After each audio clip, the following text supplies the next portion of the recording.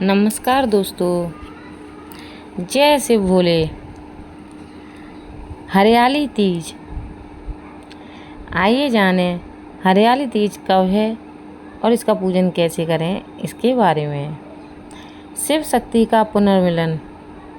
ऐसा माना जाता है कि हरियाली तीज के दिन ही महादेव ने माता पार्वती को जीवन संगनी के रूप में अपनाया था। इस दिन को शिव पार्वती के पुनर्मिलन के प्रतीक के तौर पर भी मनाया जाता है। सावन महीने के शुक्ल पक्ष की तृतीया तिथि को रखा जाने वाला हरियाली तीज का पर्व सनातन हिंदू धर्म का अत्यंत लोकप्रिय पौराणिक लोक पर्व है। सावन में पड़ने के कारण इसे श्रावणी तीज के नाम से भी पुकारा जाता है। हिंदू धर्म में पतिव्रत धर्म के पर्वों में प्रमुखता से सोमवार हरियाली तीज के व्रत की परंपरा योगो पुरानी है। सनातन शास्त्रों के अनुसार हरियाली तीज के दिन देव महादेव ने आदि शक्ति माता पार्वती की कठोर तपस्या से प्रसन्न होकर उन्हें अपनी जीवन संगनी बनाने का वरदान दिया था। ब्रजमंडल में हरियाली तीज का पर्व भगवान कृष्ण और राधा रानी के प्रेम के प्रतीकात्मक उत्सव के रूप में मनाया जाता है। क्या है कथा? शिव महापुराण के अनुसार आदिकाल में माता सती ने अपने पिता दक्ष प्रजापति के यज्ञ में पति महादेव के अपमान से आहत होकर हवन कुंड में कूदकर प्राण त्याग दिए थे।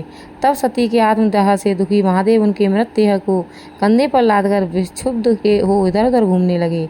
इस क्रम में जहाँ जहाँ सती के अंग गिरे वहाँ वहाँ शक्तिपीठ बन गई। उधर माँ सती जन्म पर जन्म लेकर महादेव को पुनः पति रूप में पाने के लिए तपस्या करती रहीं।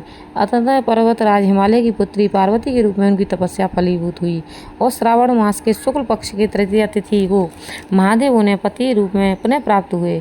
इस तरह से महादेव पार्वती के पुनर्मिलन का त्यौहार भी कहा जाने लगा।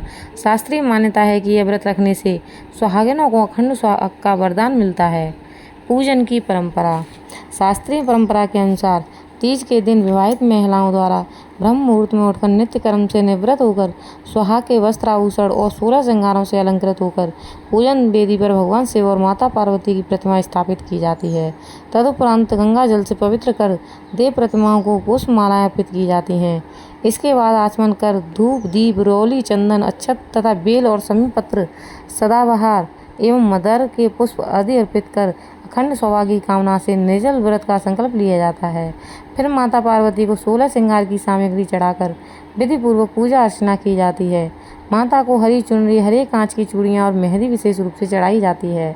व्रत कथा सुनने के बाद आरती करने और खीर घेवर मिष्ठान आदि का भोग प्रसाद चढ़ाने की परंपरा है। रात में चंद्र दर्शन के बाद व्रत का पारण किया जाता है। उदया तिथि के अनुसार हरियाली तीज का पर्व 27 जुलाई को मनाया जाएगा।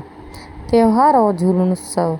हरियाली तीज पर सुहागिन महिलाएं अपनी मायके आती हैं और हरे रंग के परिधानों के साथ हरी चूड़ियाँ पहनकर हाथों पर मेहंदी रचाती हैं तथा झूले झूलते हुए भजन और कजरी आदि लोकगीत गाते हुए उत्सव मनाती हैं। अनेक स्थानों पर मेले भी लगते हैं। पूर्वांचल के अलावा कई क्षेत्रों में यह पर्व हर्षोल्लास से मनाया जाता है। शिव शिवा का प्रिय रंग।